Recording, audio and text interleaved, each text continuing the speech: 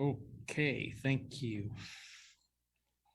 Today's session, Hugo Cuevas Moore, President and CEO of the Platinum Network, shares his view of the future of international money transfer and cross-border payments.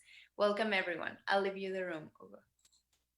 Thank you very much, Andrea, and thank you, everyone who's watching live or will watch the uh, the video recording of this presentation, either through the PNET community or we are going to also broadcast it in our YouTube channel.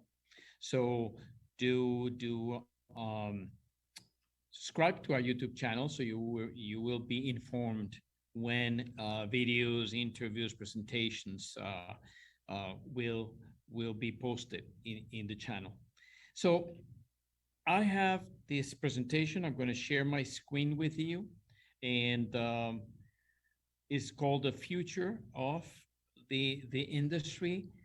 It's a big title for what the journey that I'm going to take you. I'm just going to share my views on the major trends. So let me go in here, and I'll be sharing. Hope all of you are seeing it. So first of all, let me see what. Okay. So first of all, my name is Hugo Cuevas Moore. You saw the video of More World Consulting, so you know about me. Uh, just briefly, don't want to bother with a very long story, but I've been in the industry for quite some time. Uh, Besides moderating panels in IMTC events, Reliance event, that gives me a view of the industry, a view of what our colleagues think about what's going on in the industry, what do they see as the major developments. Also, as a consultant, I have the possibility of discussing with with with our clients what they need, what they see as a possibility of a solution, an opportunity, or a challenge they have to overcome. So that gives me this broad view of what I'm going to tell you today. But at the end, it's my opinion, is what I think is relevant. So just listen to this presentation, and you will tell me with your feedback whether you you agree in what are the trends that I'm seeing, where this industry is going.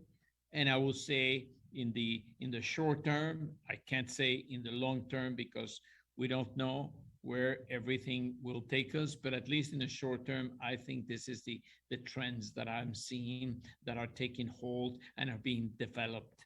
So that's as I said, my opinion. So if you share the same views or you don't, please give me feedback. Use any of our social media channels.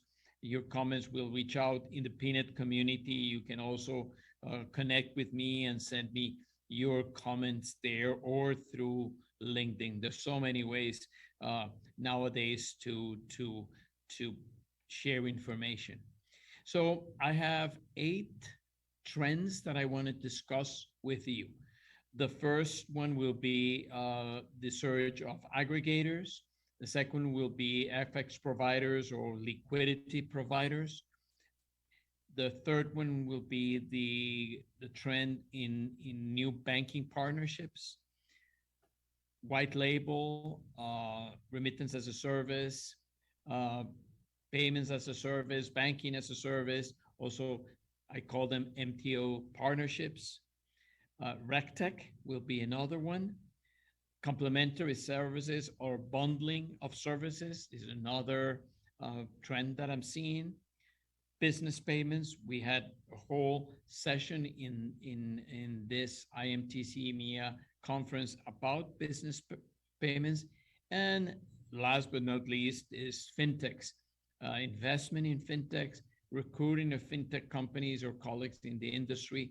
So those I see as the major trends. I'm going to go one by one, giving you my opinions, and afterwards, if we have some time, I I can answer questions if there are some questions, or just add some of the ideas that might complement what I'm saying.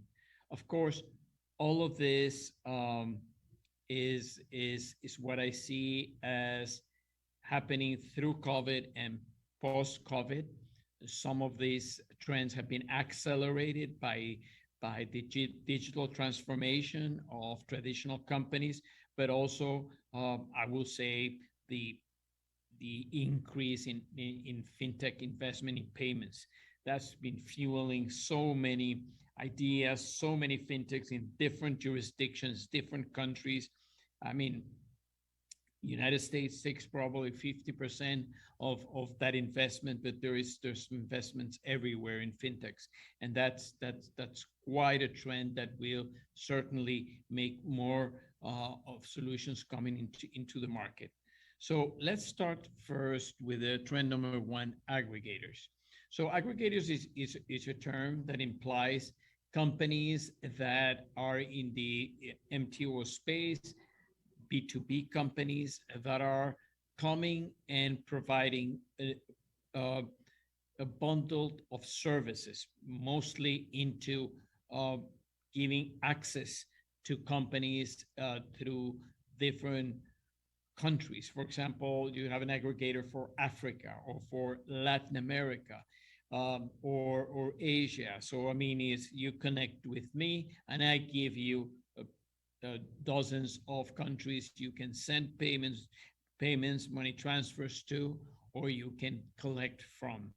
So I'm going to share some of the logos of the ones that I know personally, or they've sponsored IMTC events, or for certain reason I have colleagues who work here and there. So some of the examples is Thunes, Uniteller, TerraPay, Transnetwork. There are more of them in the market, and I know I'm just mentioning some of them so you have an idea of what aggregators we see that are very active right now. Why they're a solution? Well, it's interesting that at the 10 years ago, 15 years ago, even more, everyone just wanted to connect directly with a payer. Let's say I was sending money from the UK to Nigeria. Well, I wanted to connect directly with that payer, either a bank or mobile company, etc., in Nigeria or in Kenya or in South Africa. I wanted to connect directly and go through the motions of due diligence, interconnectivity, etc., etc. Well, that that created a whole challenge because you had to go through every one of those connections. So there are companies that came around in Africa. I'm also want to mention MFS Africa decided, look, I'm connecting all these mobile money companies. You connect through me, I'll give you all this menu of options you can connect to. And of course, you will probably reduce the cost of connectivity because it is just one connection, IT connection, also settlement, just one settlement, and maybe the management of operations through one company. And at the beginning, when the aggregators came into a space, everybody's saying, why do I have to pay an aggregator if it will be cheaper just to go direct? Well, it's not usually the case anymore. Some of those aggregators, they know that they have to provide gather volume, so their pricing is very, very competitive. And also because we are making less money per transaction, then you have to say, how many transactions do I need to pay for my connection and settlement with one provider if I can do it through an aggregator? Of course, you have to go through your revenue, your income, and see what's best for you. Of course, some of the traditional companies that already developed the network and paying directly will say, why would I shift to an aggregator? So aggregators are now used by a number of fintechs that have not gone through the process of connecting or managing systems to settle with each one of those providers. But that's a growing trend. These companies that are providing these services are growing, and they benefit the industry because that barrier to entry for fintechs who want to create their own distribution networks has been lowered. The trend number two, FX providers and liquidity providers, is something that um, still in a growing phase. I will mention some of the companies. Some of them are mostly exchanges, crypto exchanges that are coming into the industry and saying, I can help you settle.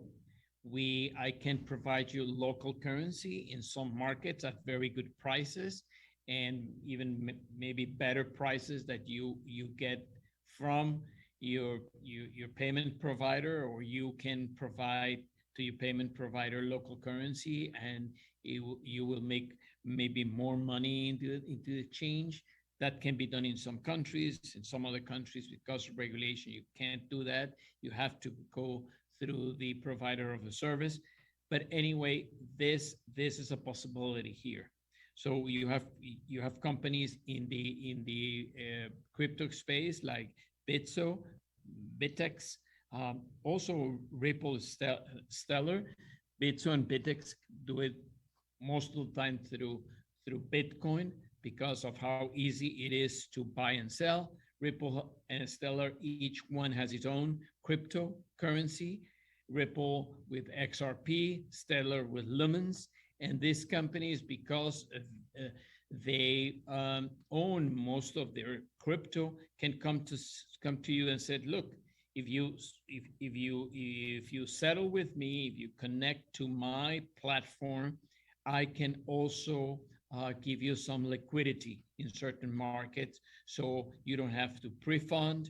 You can do your settlement instantly, and that will be probably a cost that will be lower because of that liquidity that you're able to save in your working capital. So those solutions are coming into place. I think there will be more and more coming. ADM is a company that I work for the way they handle their business. They have access to local currency, and they provide that local currency for money transfer operators, because if not, they will have to uh, um, buy or sell it in the market, and maybe they can make a very small spread here and there, so they provide those services. I've been learning more and more about some of these as I discuss this. They reach out to me and said, Hugo, you know what I do? I do this and this and this. So if you know companies that are doing this, please let me know. It's interesting to see. And it's interesting also that more money transfer companies know about the services, because they are able to provide uh, FX, local currency, or liquidity into your payment system. That is the trend number two. Let's go for trend number three. This one is also tricky, but I see it more and more development in this area is banking institutions. And I say banking institutions because it used to be very black and white, what is a bank and what is a non-bank. Well, it's not so anymore. Why? Because regulators have come up with other type of banking institutions, payments banks, forex banks. Certain countries have all the schemes. Other countries like like Mexico or the United States have so many types of banking institution, trusts and state charter banks and etc., that credit unions that provide services, and some of them are saying, I have a solution for the settlements in the money transfer industry.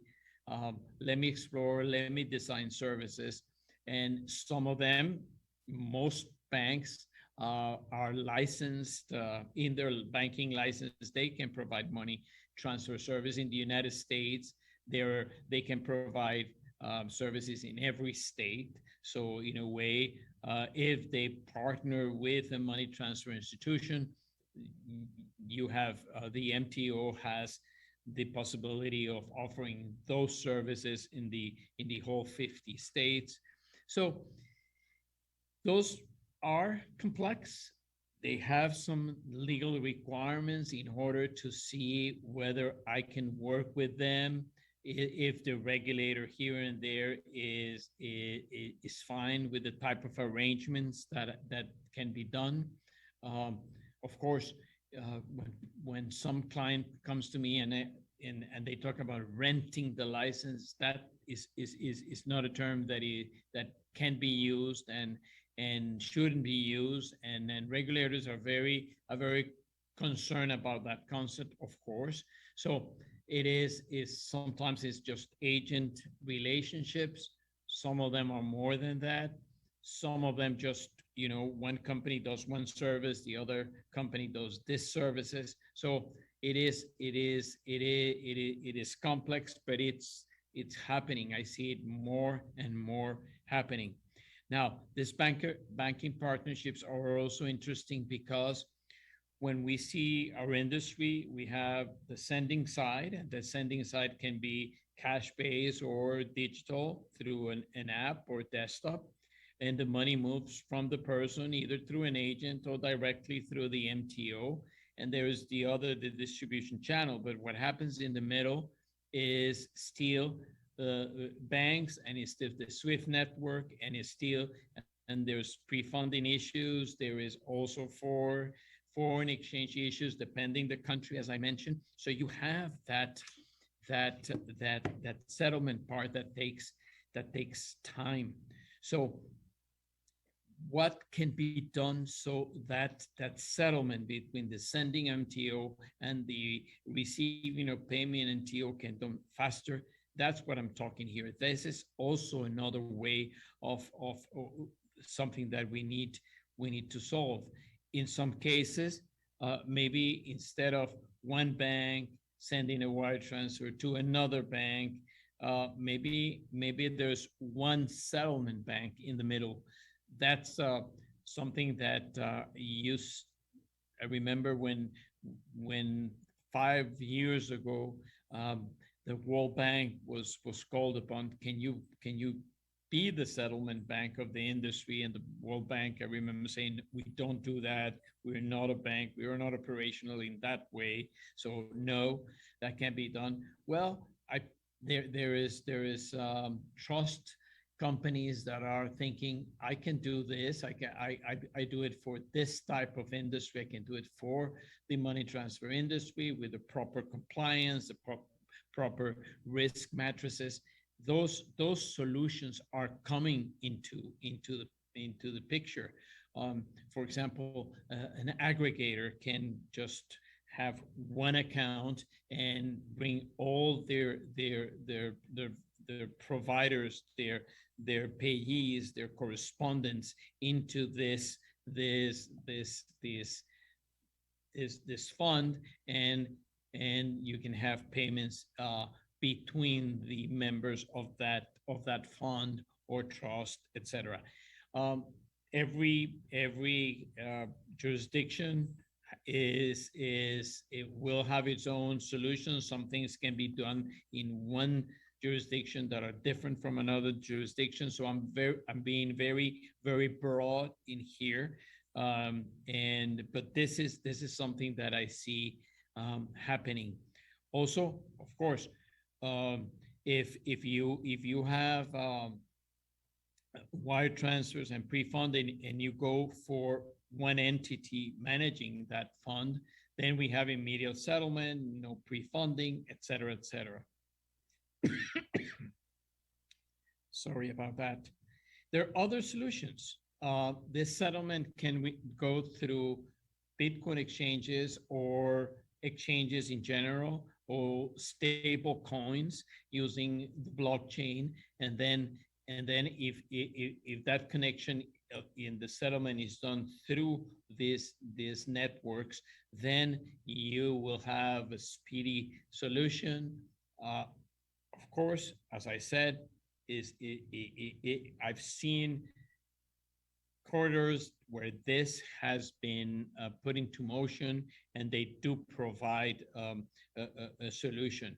Some MTOs that I have discussed this with, I said, why don't you look at this and look at that? And it's always, well, my bank don't see that as a solution that I should try.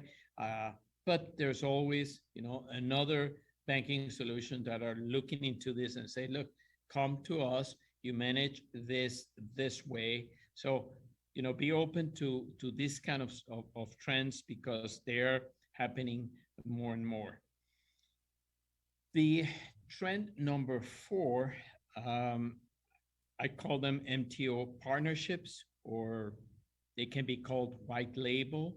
There's so many types of white labels on remittance as a solution or payment as a solution, that not every one of them provides the same type of services. You can go from one that is very, very simple, like you have an app, the provider of the white label solution develop the app does the KYC of the client, that company is licensed, it provides all the necessary compliance requirements for the regulator in that jurisdiction. And the other MTO or banking institution says, okay, I love your solution. Let me put my brand into your digital solution, and then I can serve my clients. They see my brand, and all the back office, the compliance, the KYC, et cetera, license requirements, et cetera, is provided by another, is powered by another company. It is a good solution for everybody? No, of course not. No, not every solution is good for everybody. But I am asking companies, think about it. Think about it. I mean, you have a good brand in your, what I say, in your paying country. It's a brand that customers know, that migrant families know. Well, if you do a white label solution in the sending market, then you reach those clients. You will have to do some marketing in the sending country, but you can do also marketing in your receiving country, and you're able to grow your brand. Maybe if you're paying a paying company or banking or bank paying in your country, you're making the money on your paying side. Well, if you make a little bit of the money on the sending side, it's good for you. It's branding and maybe extra revenue on the sending side. So this is happening more and more in the United States. It's happening also in Europe, in the UK, in Australia. So this, I think, that is something that is a trend that we'll be seeing more and more. I'm yet to see those kinds of solutions in Asia, but I'm sure there's probably some fintech in Singapore that is doing this, and in maybe in other markets, Malaysia, etc. So if that's the case, I would like to know, because it's interesting. It's a trend that I see developing more and more, and this can be a solution, as I mentioned, this just a brand in an app, but also it can be just accessed by a RESTful API, and the API can provide certain services. If you bring your own mobile app, this is my own mobile app. I have it in my country. I want to make it um, available in the US or in Europe or in Australia. Well, then through API, you connect to the white label provider, maybe for payment, messaging, maybe customer service, maybe customer service provided by you. Compliance. Well, if you're licensed, you have to provide compliance, but also you can also provide your own compliance on your paying side. Foreign exchange is an issue. How is foreign exchange managed? Security is always very important. Security for many reasons. We don't want to have other or hackers tapping into that and preventing you from providing the services. Those are things that you have to think about. So this is a trend that is being developed. I'm happy to be consulting some of these providers of white label services because I think we are going to see more and more companies looking at this solution for their own cases. Trend number 5 is the RegTech, regulatory services. It's amazing for me, who started in this industry when there was not the word compliance was not being used. I mean, the compliance that we had was basically, do you know that person? Mm, who is that? You know, should we do business with that? Or just watching volume or watching certain trends to be able to detect if we were being used by money launderers or just people doing um, things with our services they shouldn't be doing. And now we see companies providing these magnificent, great RegTech solutions. Sometimes in the KYC part, which is so important, but also in all in red flags, in being sure that you are reporting correctly when you have to be reporting.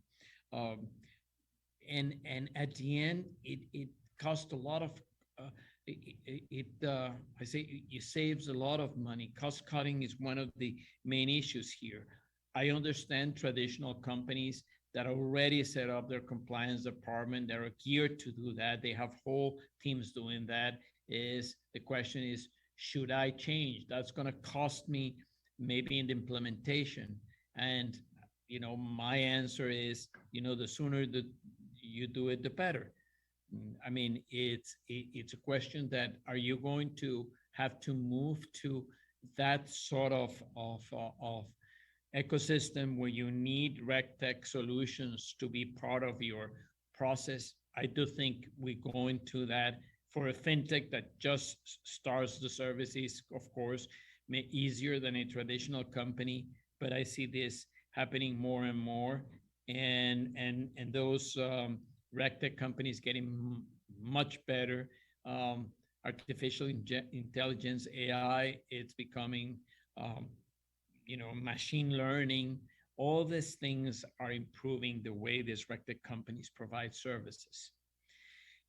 Trend number 6, I will call it complementary service or bundling of services, especially in the digital arena. Also, in the agent model, you see the way that money transfer companies are saying, well, I can do lending with this other financial institution that provides lending, is the same customers. I can make some money like that. I can bundle that service. Of course, digital for digital services is much easier. So you have a mobile wallet that have different functions. You have money transfers, you may have lending, you may have budgeting, you may have savings.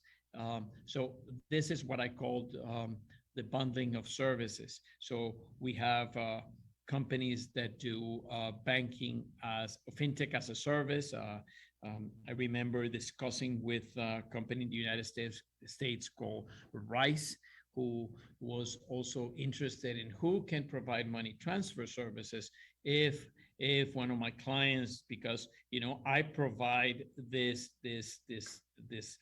platform, and we are engaging with different types of services. So this bundling of financial services with companies just partnering because I can bring this client, or I have this branding, I have this, I'm known in this diaspora groups, and you are known in this other, and let's work together, let's partner, let's all make money. So that's a trend that is more and more prevalent, especially in the digital service side.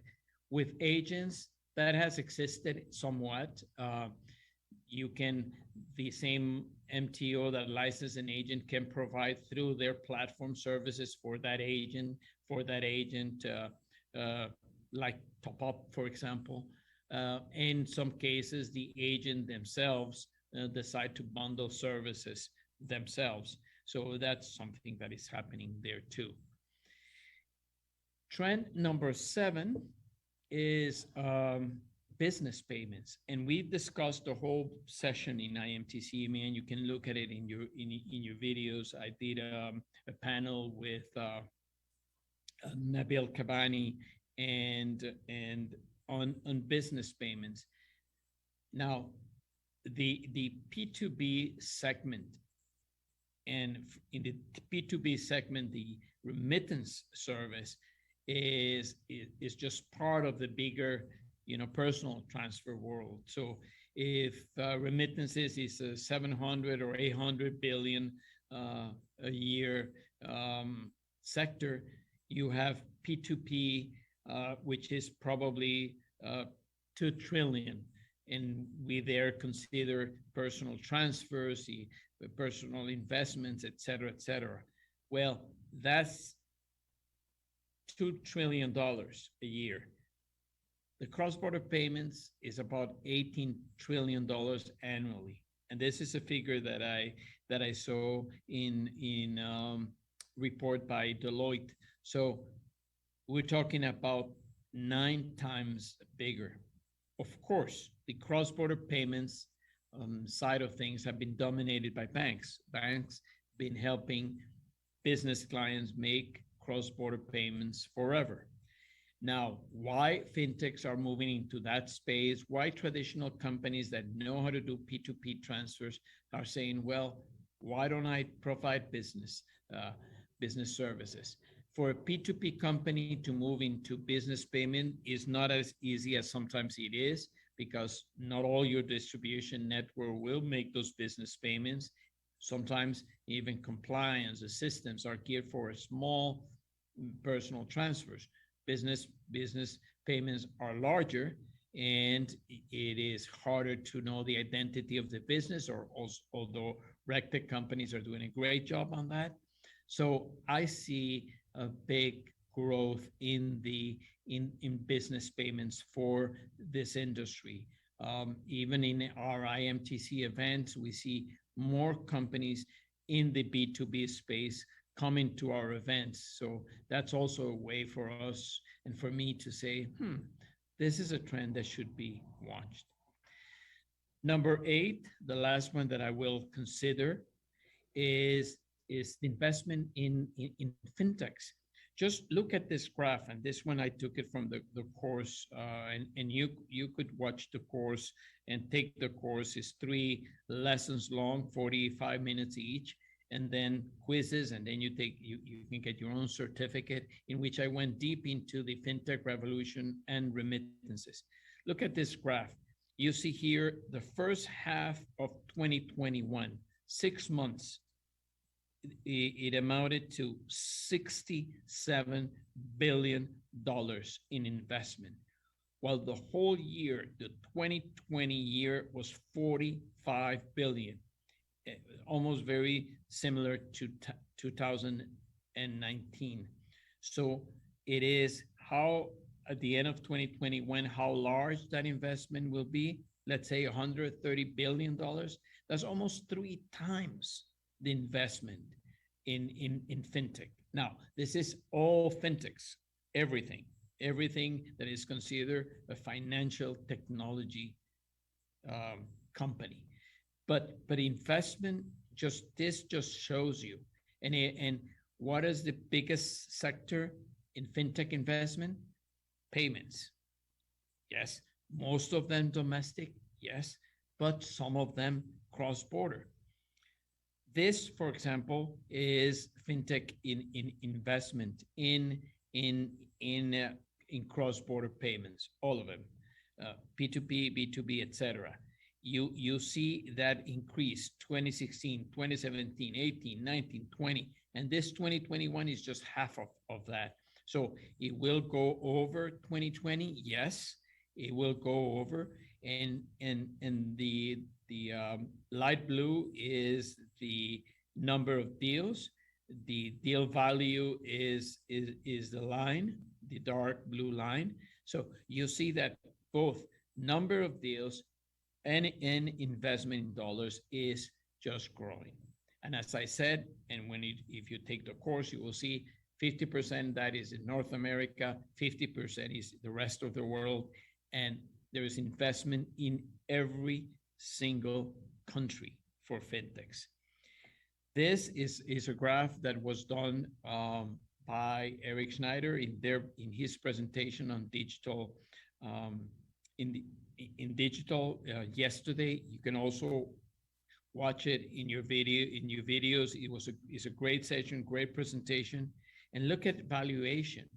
This is the market cap of companies, and just how they are valued it's amazing how compare you can compare the local Wise, Visa, PayPal, Remitly, Zaps, which is the new Zaps, which is a new name of WorldRemit. I mean, their value is so much higher than the traditional companies, even if those companies have um, estimated 2021 revenue, which is even much larger. Why? Because they are seen higher by investors because of the future growth potential. So think about that. Um, Another interesting trend that I'm seeing and is that fintechs are now coming and understanding the importance of recruiting colleagues from the industry that have the experience. Um, I remember, I would say, not even 5 years ago, even more, most of the fintechs that will come to IMTC were people that never been in the industry. Yes, they were in payments, maybe they had worked in payment providers. Some of them maybe Visa, Mastercard, but very few from the money transfer world. I think that it was the case because fintechs will see that the experience that these executives had was in the traditional sector, in the traditional agent sector, agent cash network sector, and there were very few that had experience in the digital side. Because that's not the case anymore, I see fintechs recruiting in from colleagues in the industry that have had experience in the digital side of things, and that's, I think, it's a good thing. Of course, it's good for colleagues that are being drafted and taken into and working in these new developments. It's a very creative undertaking, and they're well paid, and that's very good. But I think that will make fintechs also um, more successful, and maybe the money that is being invested in them will be will be better spent. So that's my presentation. We very close to the end. So it is this is my take. As I said before, it is what I feel that is happening in the industry. Do provide your feedback. If you are watching it live, if you watch the video, if you watch it in YouTube, just, even in YouTube, you can make your comments there. You know, IMTC is always looking and engaging and answering. So everything you said there, if they feel that is directed to me, they will let me be aware, and then I'll make my comments. I will answer. You can always, through the Peanut community, you can also send me comments. I welcome any ideas that you may have. If you disagree, or if I'm missing one trend that you want me to make sure that I know, I'll thank you so much for giving me that advice. So that's it. That's it. This is it for today. Thank you. And Andrea, is stage is Thank you yours. very much. And to all of you for your presence, and we hope you enjoyed this session. We also like to thank our sponsor, More World Consulting.